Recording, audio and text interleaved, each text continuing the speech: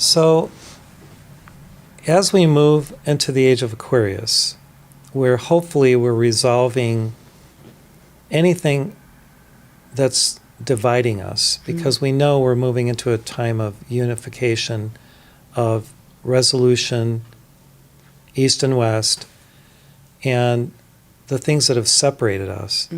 How do you see what you do with your music, your art, and really your heart and your consciousness to bring peace to the world?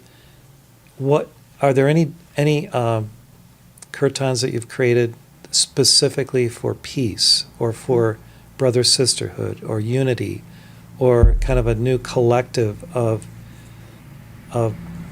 this oneness state of being? Because I think it's so crucial for us to, we live in the West, but a lot of us resonate with things that are, have happened in past lives in the East, and we're kind of uniting all of it together. How do you see this resolution happening so that we can bring love and peace to everybody and everywhere? I think one of the things is that I've chosen very consciously not to associate with any particular organization. Right.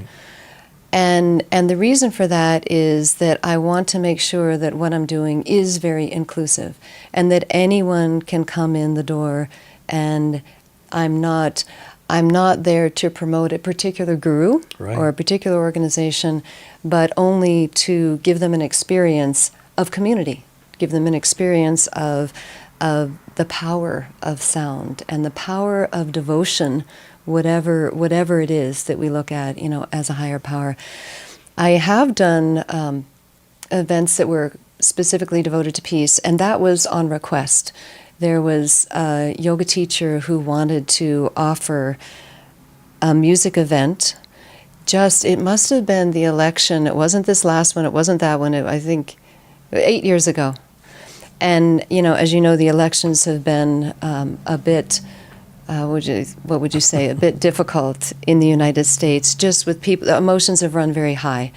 So what she wanted to do was to have an event where everyone could come together and just chant and use mantras just for peaceful election, not because you want this person or this party or that party, but just to have peaceful elections, that there wouldn't be riots, that there wouldn't be, anyone who was harmed.